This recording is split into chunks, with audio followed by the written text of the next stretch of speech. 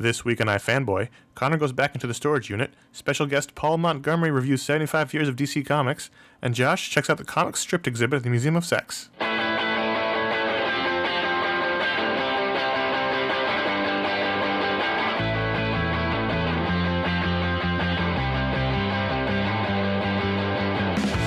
Hello, welcome to iFanboy, your weekly comic book discussion show.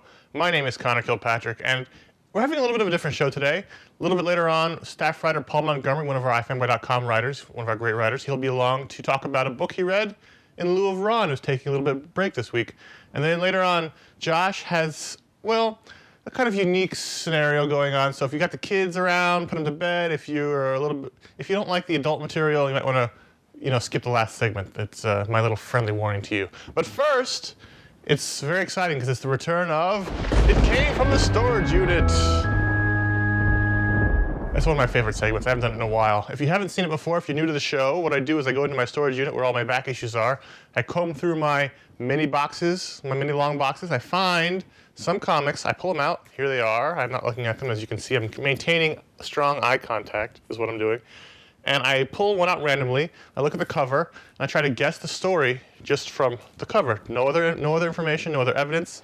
And what I do know from looking at these beforehand, not the insides, the covers, is that they're all from the same time period. They're all from the early 90s. So these are all just about under 20 years old, 20 years old, depending on which one.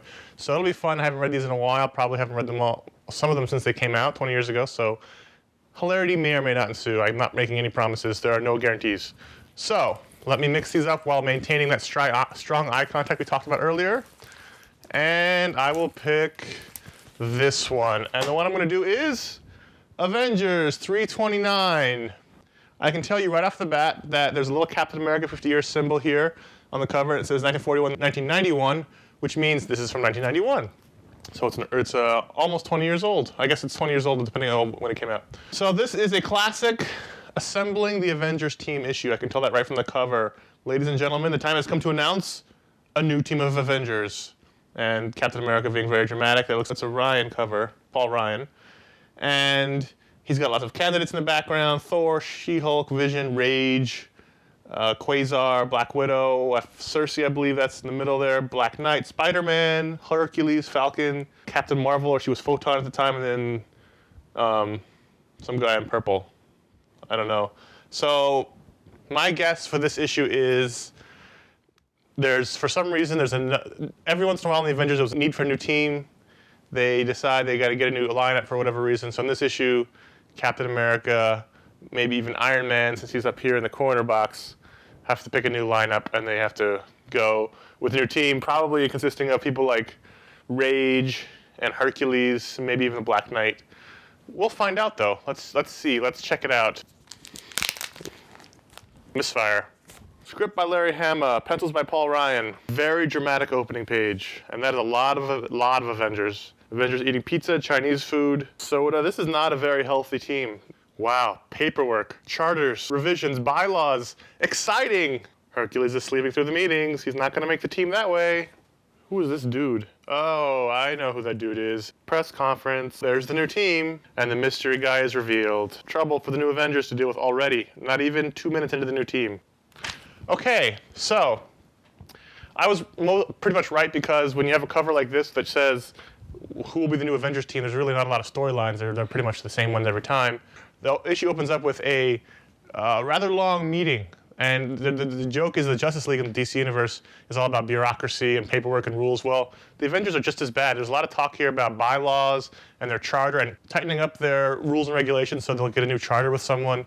And so in the middle of this meeting where pretty much everyone is at the meeting, this giant two-page spread, which is pretty cool, this woman comes busting in and says, hey, the UN will pick up your charter. You'll be a UN peacekeeping force. And they go, yay, we have a team again. So I didn't realize someone needed to officially sanction the Avengers for them to exist. I mean, I realize they've always been officially sanctioned almost, but you figure they could just go, well, no one's sanctioning us, we'll just be a super team like every other super team. Nope, they needed to be official. That's how Cap does business, officially. So Cap is the chairman, they got to pick a new team, they go through all these people as they usually do in these issues, which is fun. A lot of people just sort of come through who were never going to be on the team anyway. There's a mystery man who may or may not be on the team. And so eventually there is the media circus, which always happens. I love in these issues, there's a media frenzy outside. They're kind of like it's kind of like a reality show now, where the public is in a frenzy over who will be the new Avengers team, and there's always like camera crews saying, we don't know who will be in the team yet, but we're going to find out soon. It's like this big, it's kind of like if this happened now, the Avengers would have their own reality show and there'd be a big deal about who would announce the team. So the new Avengers team is...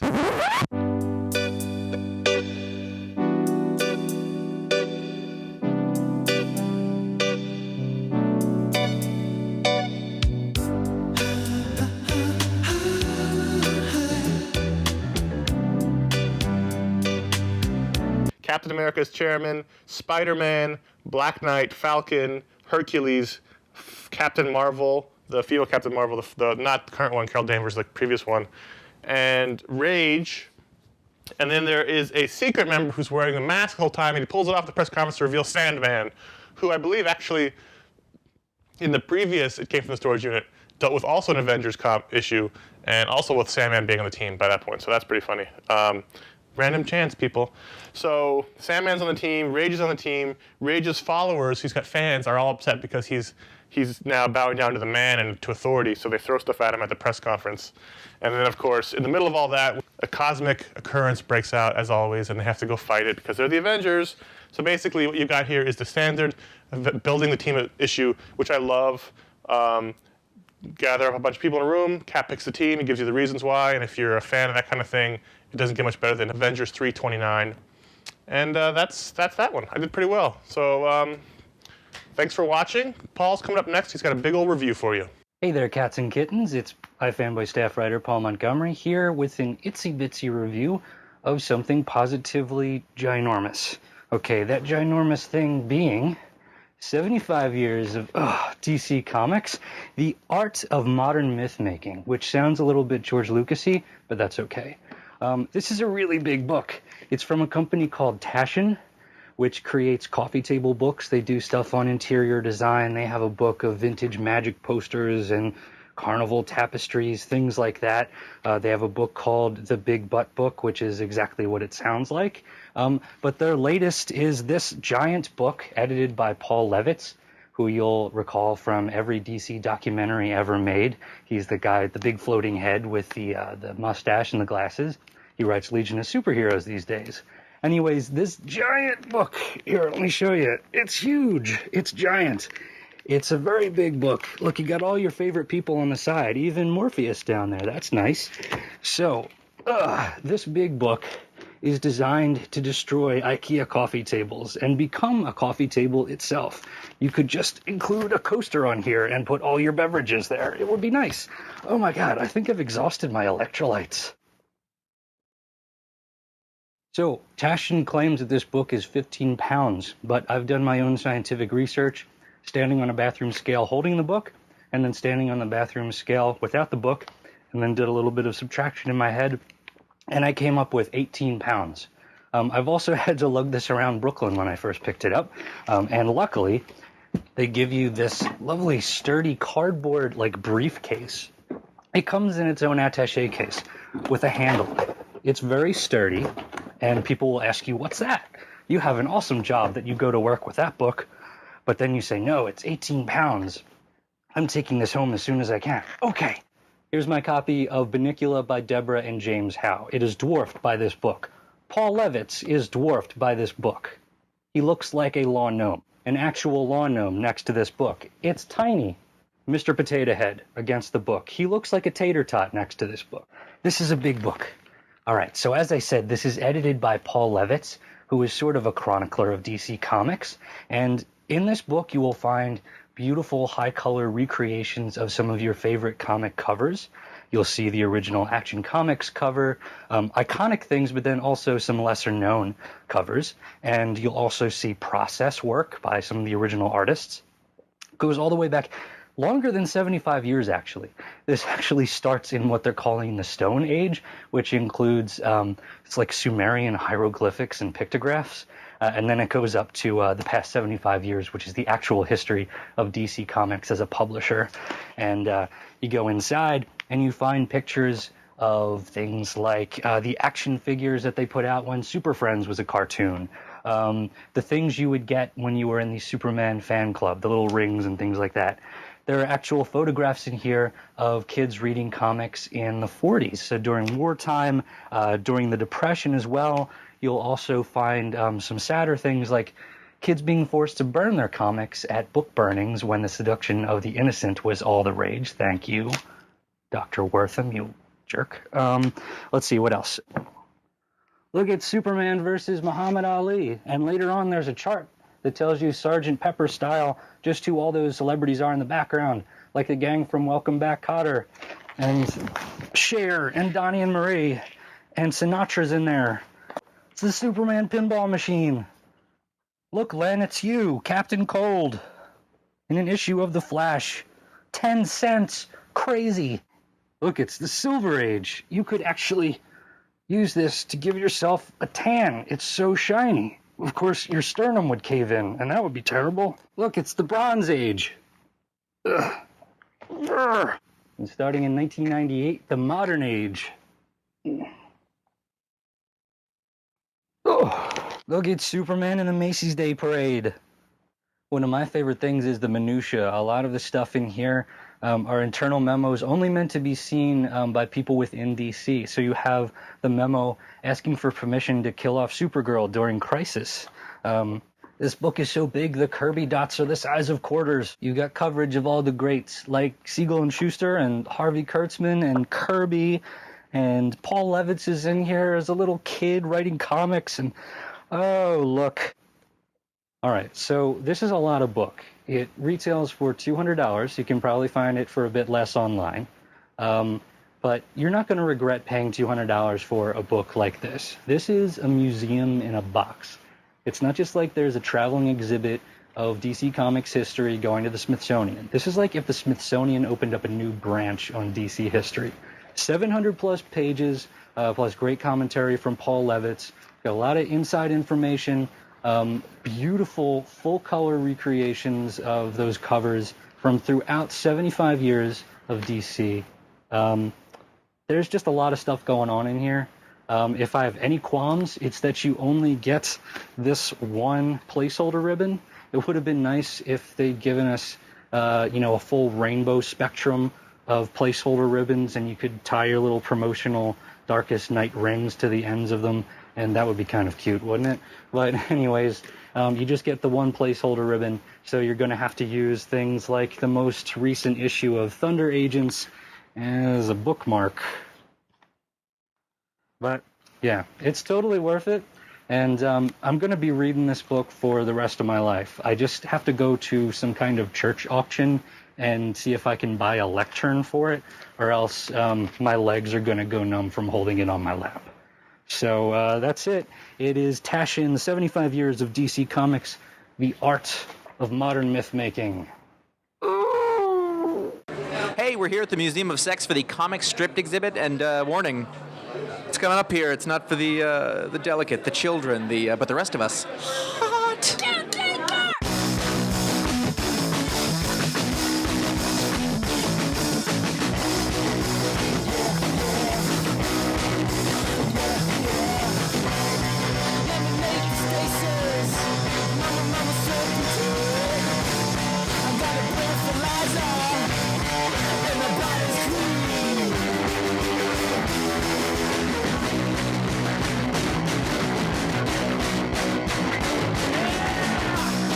I'm here with Craig Yo at the Museum of Sex. How you doing today? Oh, fantastic. I mean, what could be better to be at the Museum of Sex? Very little. Why don't you tell me about the exhibit today and your part in it? Well, a couple of years ago, Sarah Forbes and I started talking about doing an exhibit at the museum about comics, and we knew it was a topic that was rich and exciting and fun, and we were just kind of waiting for the right time, and she called me last August, so let's get going, and so in 3 months we after a whirlwind work, we put together this exhibit, and the result is this tonight, and we're pretty excited. If you're coming to the museum, or if you can't make it, what is it you can expect to find here? Well, you walk in the door, and the first thing you see is Robert Crumb, a picture that he drew of him scribbling away at the drawing board, obviously a sex comic that he's creating, and underneath his drawing board there's a young hippie girl servicing the master cartoonist, and so that kind of sets the tone. And then you turn to your left and you see the Tijuana Bibles, which were the original sex comics that were produced in the 1930s, probably with the mafia behind them, and they were sold to kids and sailors and behind the barns and in schoolyards to people that wanted to laugh and learn about sex and specifically sex with famous cartoon characters. You have Popeye and Olive doing the nasty, and Flash Gordon and Mickey Mouse and Minnie and Pluto and everybody all together. And so you these little 8-pagers, as they were also called, besides Tijuana Bibles, educated a whole generation on about sex. In lieu of sex education in schools, you had the Tijuana Bibles. So we've lost something without them. Yeah, but we're trying our hardest to, if you'll pardon the pun, to bring them back. Now, you did a book on Joe Shuster and his work outside of the Superman and some of the other stuff that he kind of did. Was that something you were always interested in, or that spark sort of what became this exhibit? Well, I love Joe Shuster, and everyone that loves comics owes everything to him and his partner Jerry Siegel, because they created the whole comic book industry when they created Superman. And so I've always been a big Joe Shuster fan. I think he's an incredible, underrated artist in some ways, because his character kind of overshadowed his actual artwork. But as we know, Joe had a falling out with DC, didn't feel he was getting a fair shake. Went to trial with them and really didn't come out good, and so he fell on hard times. And so he, unbeknownst to fans and historians, he created these sex comics that I unearthed and wrote this book, The Secret Identity, The Fetish Art of Superman's co-creator Joe Shuster. And in putting together that book, I learned about this whole fascinating story about how just a few blocks from here in Times Square, these booklets were sold underground, and they eventually people went to prison for producing them, and the case went all the way to the Supreme Court and lost. And so it was a sad day for freedom of press in America. But it's interesting, now we're showing this material that Joe created here in this museum, and hopefully no one, including myself, is going to be prosecuted for it. My lawyer's standing by here to my left in case there's any trouble. Are we in any danger? You're now an accomplice. What are you going to do? Yeah. So are there any pieces here that specifically stuck out to you as just something you didn't expect to see, or something special, something that you really appreciate? Well, I think I appreciate it all. I mean, I had a hand in choosing everything, so there was no surprises coming here tonight. I think the big surprise here was what a beautiful job the museum staff did. Mm-hmm. Sarah Forbes and Lizzie and the whole crew and putting this all together. It's great to see comics in such a beautiful setting and with beautiful colors and told so. The story of sex in comics told so beautifully, and so I was really, kind of weepy-eyed when I walked in and saw what an incredible job they did. And I think blowing up the Wally Wood Disneyland Memorial Orgy to a full size on the wall, a whole wall, I think is pretty stunning. And so I'm glad to see that image is no longer part of the underground, but it's out here displayed for all to see. Anyone over 18 with an ID, anyway. I think one of the things that's fascinating, just when you mentioned Wallywood, and we were talking about Joe Shuster, and all around there are names that people who know comics are going to recognize, Dan DeCarlo, things like that. Like, this is not something that only exists by people that you've never heard of. This is a thing that it's right there next to mainstream comics as we know it. Well, another book I did about a year ago for Last Gasp is called Clean Cartoonist Dirty Drawings, and it's all these dirty drawings by mainstream cartoonists like Dan DeCarlo and everybody from Bob Kane, who did Batman, to Charles Schultz, who did Peanuts, and the risque drawings that they did, and Dr. Seuss, and two famous children's book cartoonists and everything. They all had times where they did something of titillating nature and to pass to their friends or their cartooning buddies, or sometimes in limited edition cartoonist publications. And so I unearthed all those to put those together in a book. But I showed there that most cartoonists enjoy at different times showing some of their sexual fantasies or making some sexual jokes.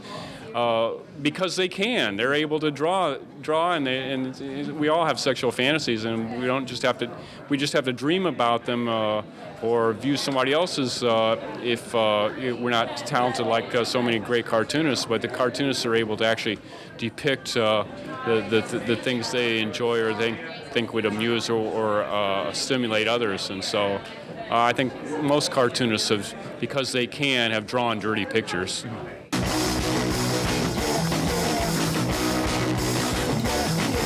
I'm here with Sarah Forbes, curator of the Museum of Sex. How are you doing? Wonderful. How are you doing tonight? Good. How did this cartoon and sex exhibit come about? Well, I think they're really natural companions to each other. Craig and I have been talking for a long time. You know, he's the author of some incredible books on sex and comics. We're the Museum of Sex, so it just really seemed like a perfect combination to put us together.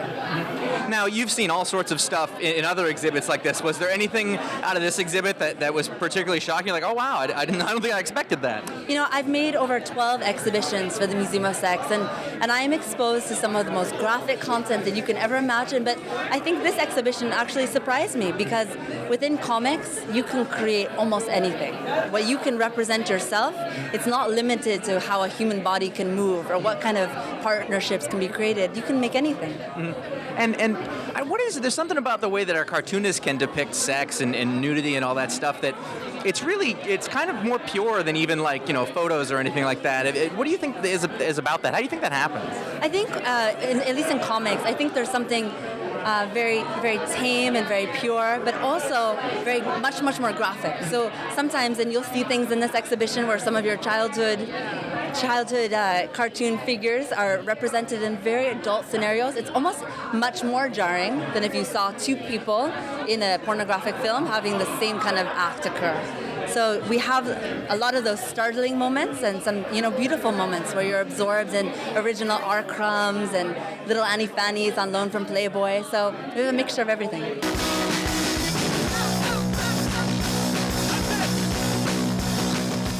And that is the comic stripped exhibit at the Museum of Sex. For more information, go to museumofsex.com. This is running from January 13th until, they said 6 months, maybe longer.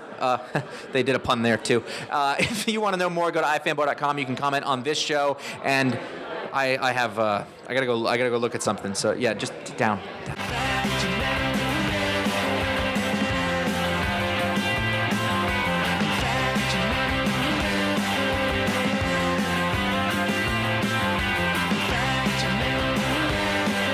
Well, thanks very much. Get back to stimulating others, I guess. Yes, absolutely. Sounds good. What are you doing later?